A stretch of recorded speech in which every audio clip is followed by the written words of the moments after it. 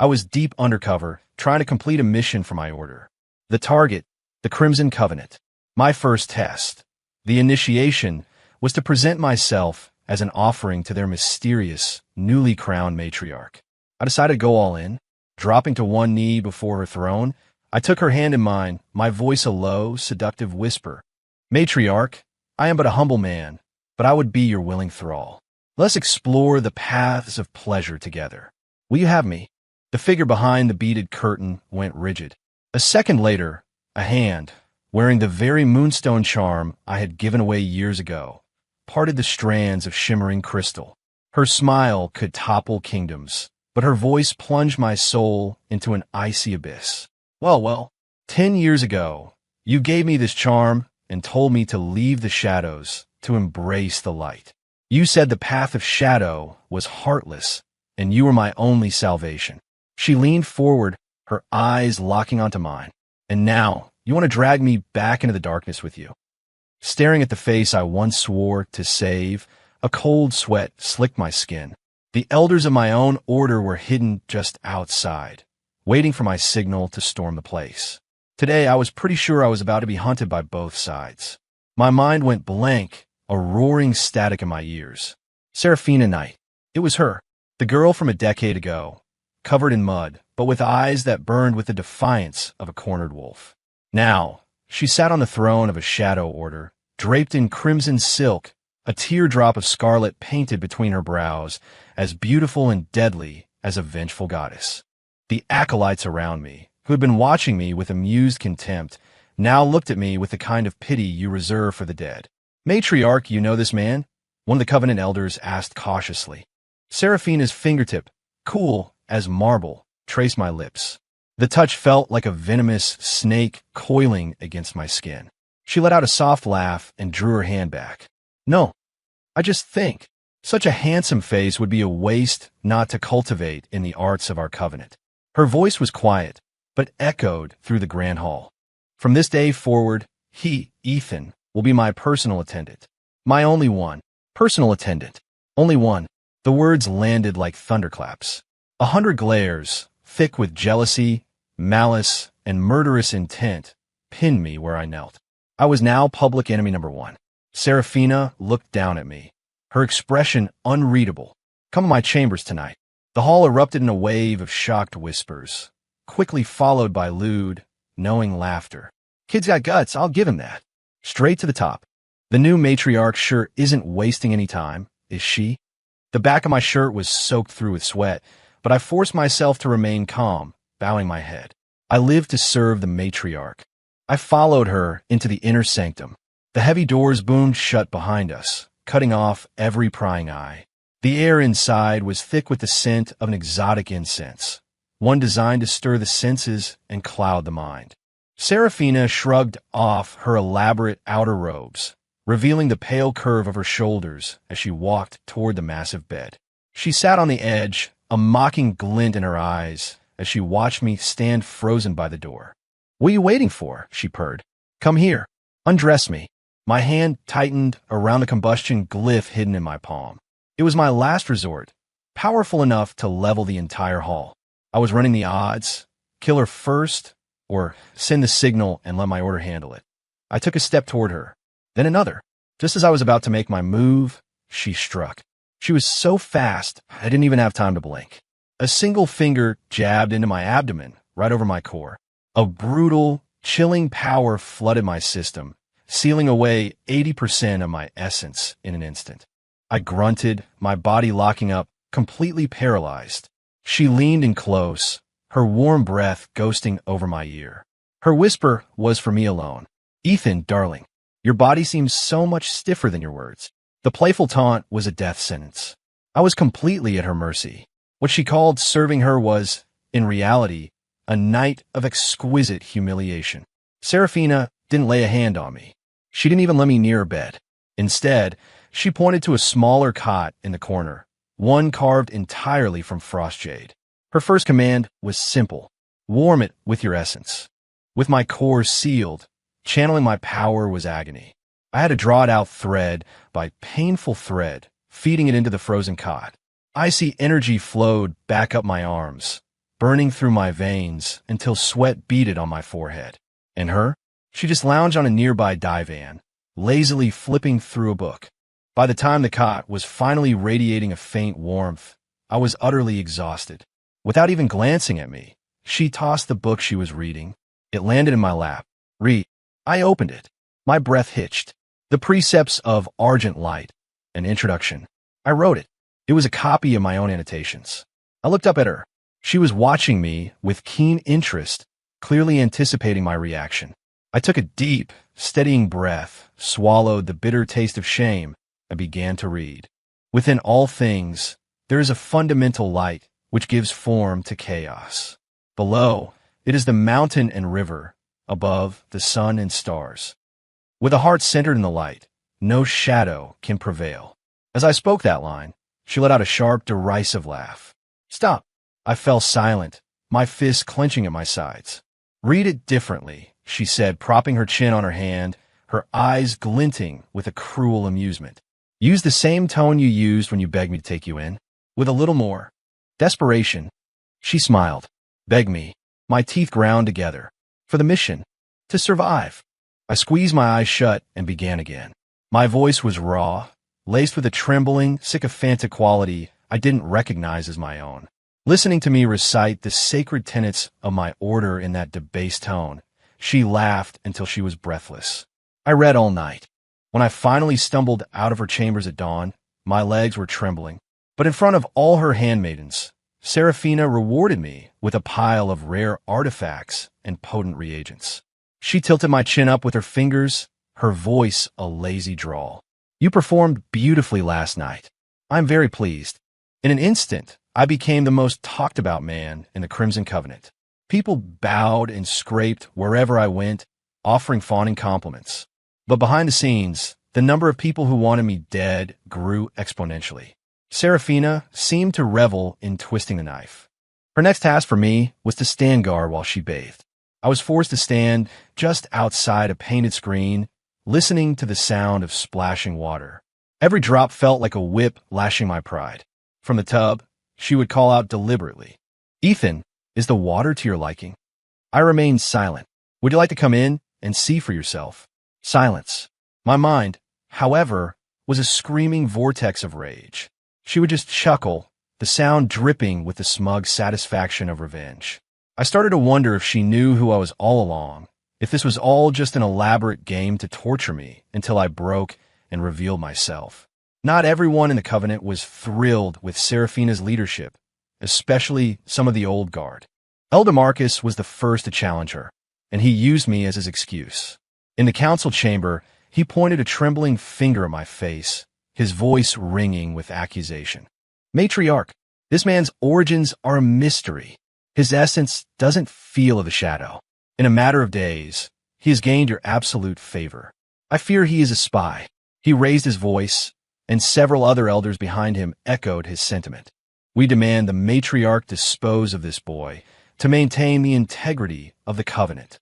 He is just a plaything. Kill him and be done with it. My gut clenched. This wasn't about me. It was a power play against Seraphina. Seated on her throne, Seraphina just tapped her fingers lightly on the armrest, her expression unreadable.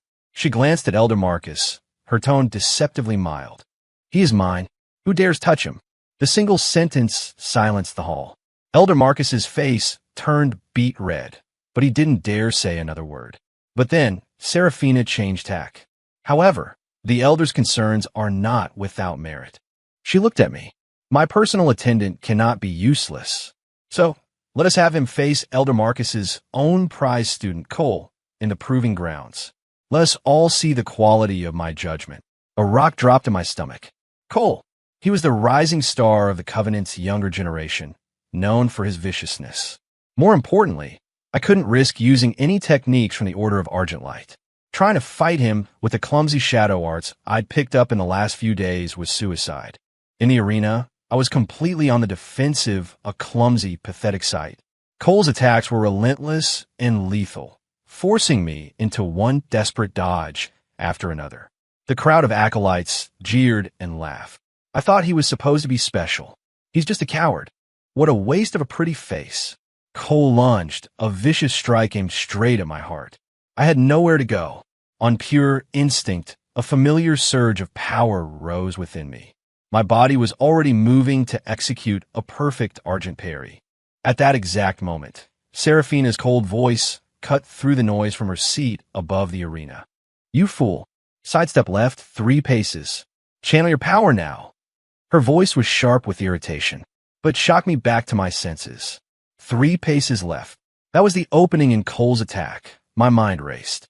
I wrenched my body out of the parry, sliding 3 awkward steps to the left while forcing what little shadow essence I could muster. Cole's attack hit nothing but air, leaving him wide open. I seized the fleeting opportunity, slamming my palm into his chest. He screamed, flying backward and spitting a spray of blood. I had won. It was a clumsy, ugly victory, but it was a victory nonetheless. The entire arena was dead silent. Seraphina stood up, announcing to the crowd that my performance was unacceptable and that I had embarrassed her. My punishment was to be personally tutored in her chambers. Back in her private suite, she told me to sit and meditate. Before I could say anything, her palm was pressed against my back. A wave of her potent, chilling essence crashed in my body, rampaging through my energy channels like an untamed beast. She was probing the very foundation of my power. Panic seized me.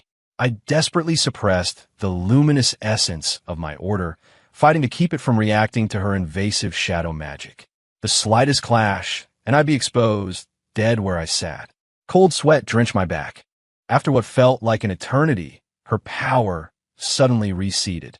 Seraphina pulled her hand away, her eyes holding a strange, complex expression as she looked at me. "Your foundation is interesting." She said nothing more, turning and leaving me alone, my heart hammering against my ribs. Did she know? Or not? The crisis of my identity had barely subsided when a much bigger problem arrived at our doorstep. Damien Thorne, the young master of the Sanguine Legion, the second most powerful Shadow Order, had come. Dozens of massive, obsidian airships blotted out the sun, a truly ostentatious display of power. Damien, dressed in robes even more flamboyant than Seraphina's, leaped down from the command ship, a conqueror's smile plastered on his face. "Seraphina, my love, I've come to marry you." He brought with him mountains of treasures as a bride price, loudly proclaiming his intentions to the entire Crimson Covenant. The mood within the fortress immediately shifted. An alliance with the Sanguine Legion would make the Covenant untouchable. Seraphina watched his performance from her throne, her face an emotionless mask. Damien's gaze swept the hall, and it didn't take long for it to land on me, standing in my place beside her throne. He frowned, his eyes filled with undisguised contempt. "Seraphina, darling, when did your standards fall so low?" he sneered. "You allow this thing to stand beside you." As he spoke, a crushing wave of spiritual pressure slammed into me. He wanted to force me to my knees in front of everyone. I gritted my teeth, fighting with everything I had, but my legs began to tremble uncontrollably. Just as I was about to buckle, Seraphina casually flicked her sleeve. A gentle wave of her own power met his, neutralizing it instantly. The pressure vanished. Seraphina's voice turned cold. "My people and my tastes are not for the young master of the Sanguine Legion to judge." Damien's face fell, his smile gone. At the banquet that night, Damien targeted me at every turn. He sauntered over, a goblet of wine in his hand and a fake smile on his lips. "I hear you the matriarch's attendant. What special talents could you possibly possess to earn such a position?" His cronies laughed. "He's a bed warmer, my lord. What other talents does he need?" I said nothing, my face a stone mask. Seraphina answered for me. "His greatest talent is keeping me happy."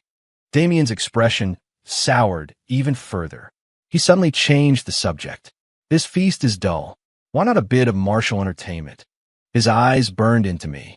"Let's have this Ethan fellow show us what he's made of."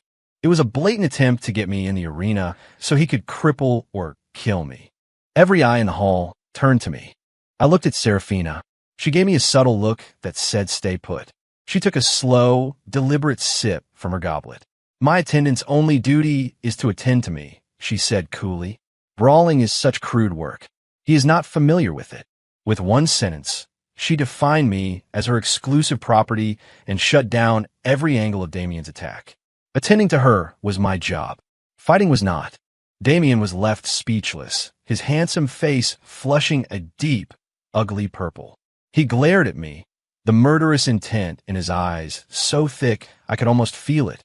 Standing behind Serafina's throne, for the first time, I felt a strange sense of being protected by her suffocating dominance, even if that protection came at the cost of all my dignity. Damien did not give up. He took up residence in the Covenant's guest quarters and made my life a living hell with petty harassments. More importantly, he began using the promise of an alliance to pressure the Covenant's elders. The Orders of Light are growing stronger. The Order of Argent Light watches us like a hawk.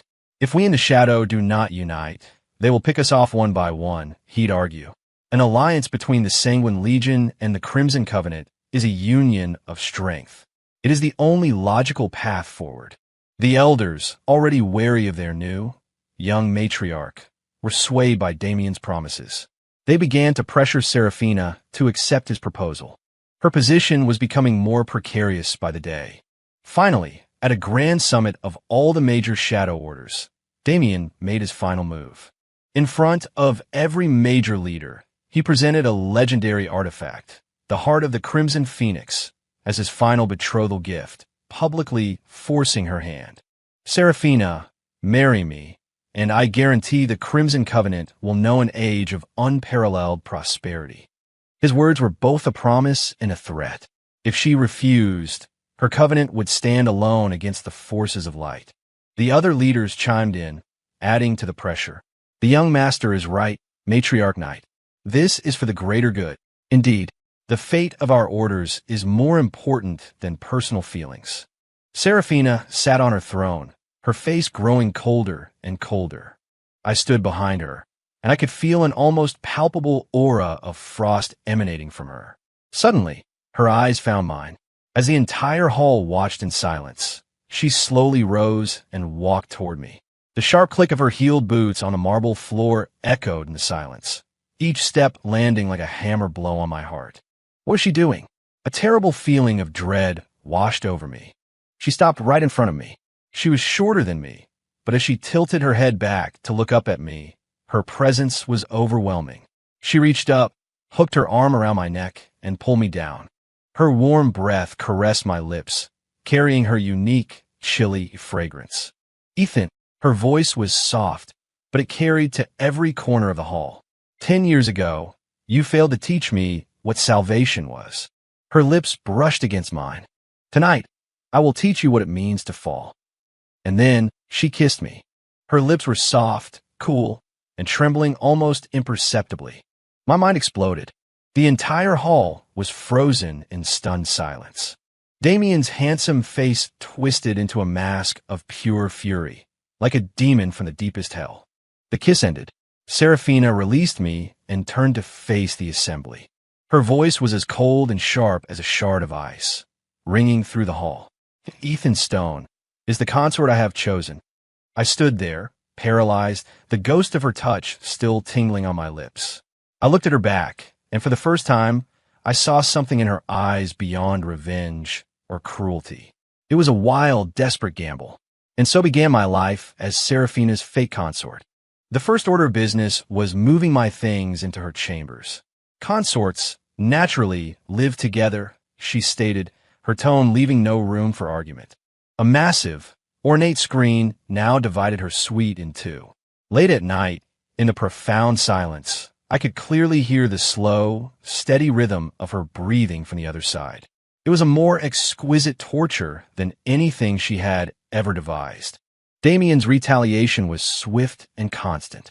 He didn't dare openly attack the matriarch's chosen consort, so he resorted to sabotage and assassination attempts. Each one was quietly thwarted by Serafina's loyal guards. After one such attempt, she coldly tossed a vial of premium healing potion at me. "Don't die," she snapped. "You'll make me look bad." Her voice was as icy as ever, but I knew she had protected me again. To make our relationship believable, we were forced into public displays of affection. like inspecting the fortress together. In full view of everyone, she held out her hand to me. I hesitated for only a second before taking it. Her skin was cool like polished jade, but holding it made my own palm feel like it was on fire. I felt her fingers curl slightly against mine. We coincidentally ran into Damien on our walk. He stared at our joined hands, his eyes dark with malice. A common toy who clawed his way up with his looks dares to compete with me. He hissed, his voice a venomous whisper in my mind. A surge of anger rose in me, and for the first time, I didn't suppress it. I met his gaze, my own mental reply, just as sharp, better than a pathetic waste of space who grovels at her feet and can't even touch her hand. As I sent the thought, I squeezed Serafina's hand tighter. She glanced at me, and in her eyes, I saw a flicker of something I'd never seen before: surprise. A few days later, Damien laid his trap. He triggered the collapse of an abandoned, unstable rift gate, creating a spatial vortex. Serafina and I were caught completely off guard, pulled into a tear in reality. We were trapped in a small, dark, and utterly silent pocket dimension. I could smell her cool fragrance, feel the warmth of her breath just inches away. The air was thick with unspoken tension. In the darkness, her voice suddenly came, sounding distant. 10 years ago, those things you said to me, how much of it was true? My heart seized. How could I answer that? Tell her it was all a lie, a mission to earn a reward? Or admit that some small part of me had meant it? My silence stretched, amplified by the suffocating darkness. After a long time, she didn't press the issue. She just sighed, a soft, quiet sound. That sigh felt like a needle piercing my heart. To break Damien's hold and solidify Serafina's power, we needed a legendary reagent, the Ghost Fire Bloom. It was said to fortify the soul, making one immune to the Sanguine Legion's signature mind control arts. The bloom grew in only one place: Godfall Canyon, one of the most treacherous zones in the Shadowlands. The canyon was choked with malevolent energy and patrolled by powerful beasts. Serafina and I fought side by side, slaying monsters and breaking ancient wards. To my surprise, we worked together perfectly. I couldn't fully unleash the techniques of my order, but the precision and timing of my swordsmanship complemented her aggressive, overwhelming shadow magic. She was the hammer, I was the shield. Light and shadow, offense and defense. Together, we were far more powerful than the sum of our parts. Several times, I caught her looking at me with a new, speculative glint in her eyes, as if she were reassessing everything she thought she knew about me. We finally found it in the deepest part of the canyon, a single flower pulsing with an eerie, blue light. The moment we moved to harvest it, disaster struck. The guardian of the bloom, a nine-tailed shadow cat, an ancient beast of immense power, awoke from its slumber. It lunged, roaring with fury. It was far stronger than we had anticipated. Within moments, we were both bleeding and bruised. The beast seemed to realize Serafina was the greater threat. It gathered its energy and unleashed a devastating beam of pure destructive force, aimed directly at her. She was exhausted, caught between moves with no way to dodge. In that instant, my mind went blank. The mission, the order, light, shadow, none of it mattered. There was only one thought. She cannot die. My body moved before I could think. I unleashed all of my power, including the luminous essence I had kept desperately suppressed, and threw myself in front of her, a shield of golden light. Squelch! The shadow cat's claws ripped through my chest. Agony exploded behind my eyes, and my consciousness began to fade. As I collapsed in a pool of my own blood, I saw her face, usually so cold and distant, twisted in a mask of shock and terror. Seeing that expression on her made my heart ache. With the last of my strength, I grabbed her hand and shoved the ghost fire bloom I'd snatched at the last second into her palm. Go, leave me. But she didn't go. She cradled my head in her lap, her eyes turning a frightening shade of crimson. Ethan, she screamed, her voice trembling with a desperation I had never heard before. You dare die on me. The next second, she leaned down and crushed her lips to mine. A pure, warm, life-giving energy flowed from her into me. It was her life force, her very essence. I could feel her own power fading rapidly as my wounds began to heal at an impossible rate. My eyes widened. I tried to push her away, but I was too weak. All I could feel was her fierce, desperate resolve, and the hot tears that fell from her eyes onto my face. And I finally understood. What I felt for her wasn't guilt anymore. It was love. I was unconscious for 3 days and 3 nights. When I woke, I was in Serafina's bed. She was slumped over the edge, still fully dressed, her usually flawless face pale with exhaustion. She had been watching over me the entire time. She was sleeping restlessly, her brow furrowed, muttering something under her breath. I leaned closer to listen. Ethan lied not die. My heart felt like it was being squeezed in a vice. It hurt to breathe. Footsteps approached. It was her trusted handmaiden, Chloe. She came in carrying a bowl of medicine, and her face lit up when she saw my eyes were open. Then her own eyes welled with tears. "Sir Ethan, you're finally awake." The matriarch. Chloe glanced at the sleeping Serafina and sighed, as if a dam of silence had finally broken. She began to tell me about the 10 years I had missed. "Sir, you probably don't know what happened to her after you left." It turned out the generous reward I had received from my order all those years ago had been used to buy a life-saving elixir for my mentor, Master Kane, who had been gravely ill. Immediately after, he had sent me into a secluded retreat to break through to the next level of my training, cutting me off from the outside world entirely. And Serafina, the young girl who thought she had found salvation, had taken the moonstone charm I'd given her and gone looking for me. She just wanted to ask if I had meant what I said. But she didn't find me. She found the swords and scorn of the Order's patrols. "Shadow Spawn, how dare you trespass on our sacred ground? Get out. Don't taint this place with your filth." She was gravely wounded and barely escaped with her life. Meanwhile, her own covenant, learning she had consorted with a member of an Order of Light, branded her a traitor and put a bounty on her head. Cast out by the light, hunted by the shadow. She was utterly alone, pursued by the entire world. Chloe told me how they had hidden in sewers, eating moldy scraps of bread to survive.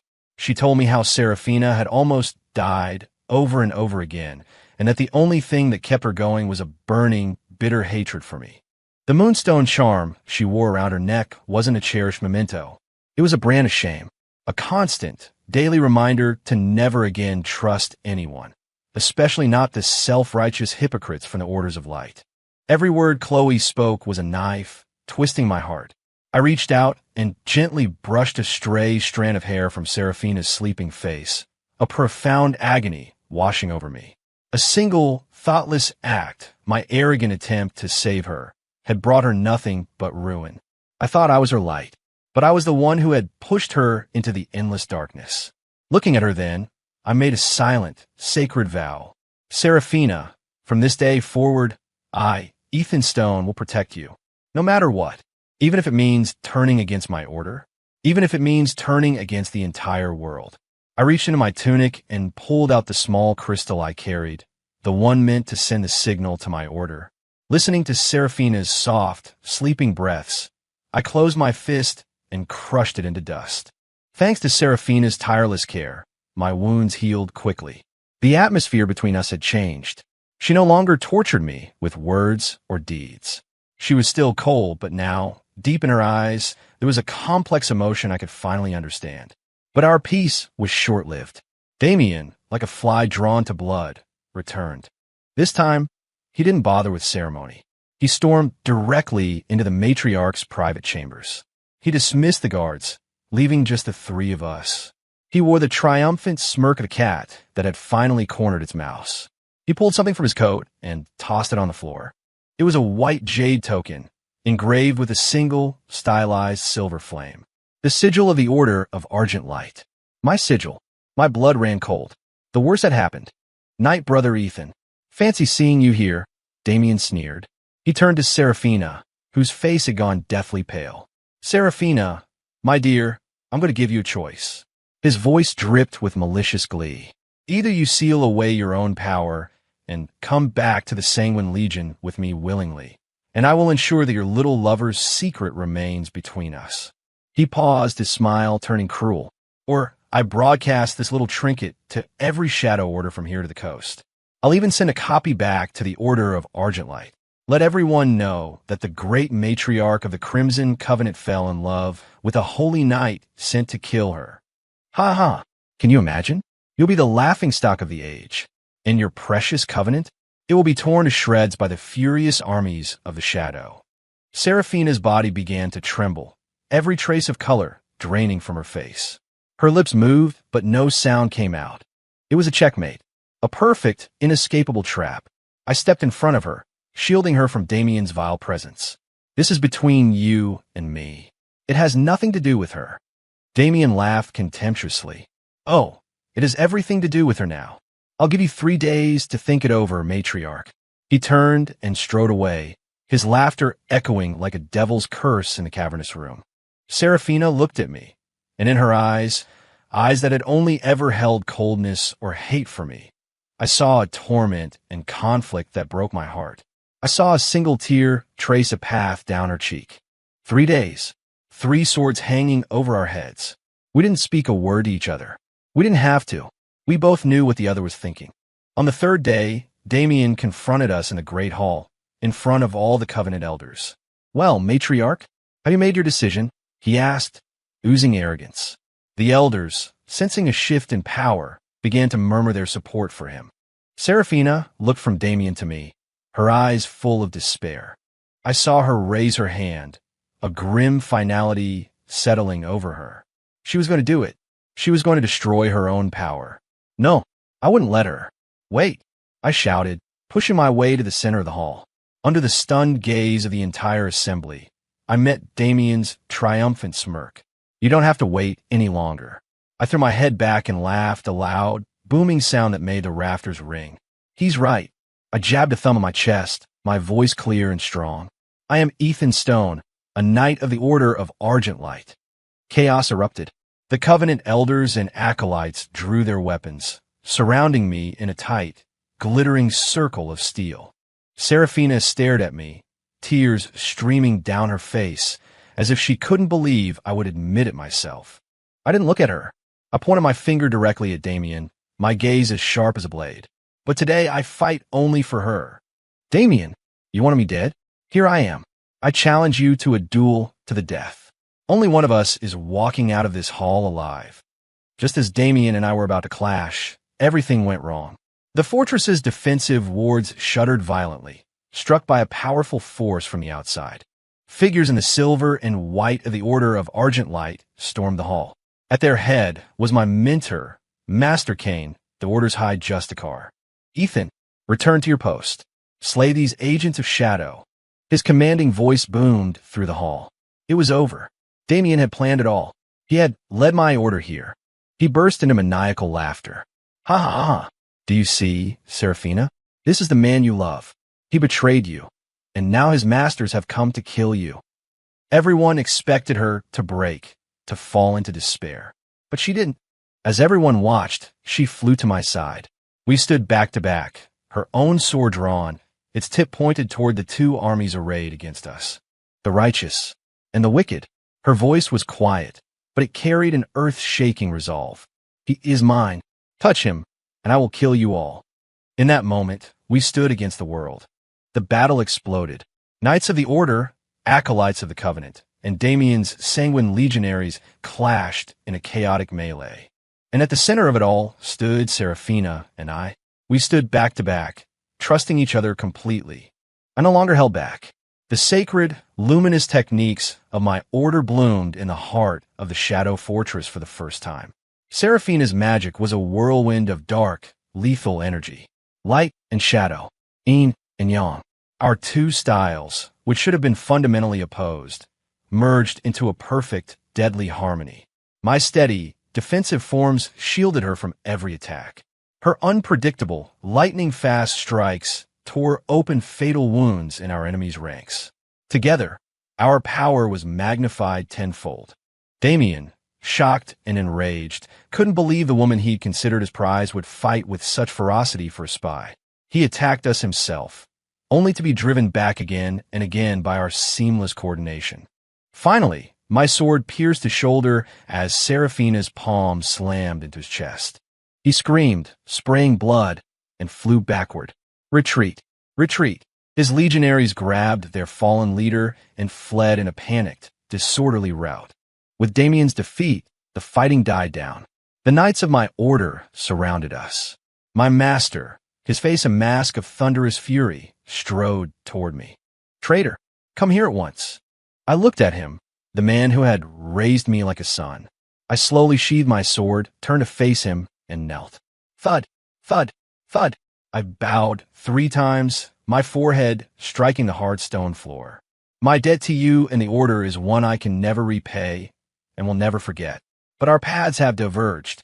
I looked up, my gaze clear and resolute for the first time in my life. "As of this day, I, Ethan Stone, am no longer a knight of the Order of Argent Light." With those words, I drew the ornate sword from my belt, the one Master Cain had given me on my 18th birthday. With a cry, I braced it over my knee and, to the gasps of my former comrades, snapped it in two. The pieces clattered to the floor, severing my past, my loyalties, my entire life. Seraphina stared at me, her expression one of utter shock. She had never expected me to be so absolute. Then, she reached up and unclasped the moonstone charm she had worn for 10 long years. She held it up to the light. 10 years ago, I thought this was my salvation. Her gaze hardened. Then for a long time, I thought it was my shame. She opened her hand, and the charm dropped to the floor, shattering into 1,000 pieces. She walked to my side, and in front of everyone, she took my hand. "Now I understand." Her voice was soft but firm. "I don't need anyone to save me. I just need you." She pulled me to my feet, and we stood together, shoulder to shoulder. In that moment, all the misunderstandings, the hatred, and the pain between us evaporated into nothing. Faced with Seraphina's iron will and the unprecedented unity of the Crimson Covenant's elders, the Order of Argent Light was forced to make a tactical retreat. A crisis that could have shattered the balance of power in the Shadowlands was over. After that day, no one in the Covenant dared to speak of the matriarch and her plaything. They had all seen that her plaything would defy the heavens for her, and that their matriarch would go to war with the world for him. That night, in the matriarch's chambers, the ornamental screen that had once separated us was gone. Seraphina was curled up against me, her head resting on my chest, idly tracing the calluses on my fingers. The suite was quiet, the only sound our mingled breaths. She broke the silence. "Hey, my willing thrall." I looked down at her. She was smiling up at me, a playful, wicked glint in her eyes. "So, are you still interested in exploring the paths of pleasure with me?" I smiled. I leaned down and kissed her a long, slow kiss that spoke of everything we had been through. When I finally pulled away, I rested my forehead against hers, my voice hoarse. "Matriarch, I am but a humble man. But for the rest of my life, I am yours to command. Until my last breath." She laughed softly and playfully punched my chest. "You still talk too smooth." I caught her hand and brought it to my lips. "Only for you." My old friend and fellow undercover knight, Leo, had, in a moment of crisis, chosen to see the light and help the Covenant defend against the invasion. As a reward, Seraphina had made him head chef of the fortress kitchens. His mission had officially changed from sabotage to inventing new and exciting dishes for us to try. Sometimes, when she was bored, Seraphina would still make me read the precepts of Argent Light to her. But now, she would curl up in my arms and listen, her head on my chest, until the steady rhythm of my heartbeat lulled her into a peaceful sleep. Light and shadow, salvation and damnation. None of it seemed to matter anymore. All that mattered was that I had found my true path, and her name was Seraphina.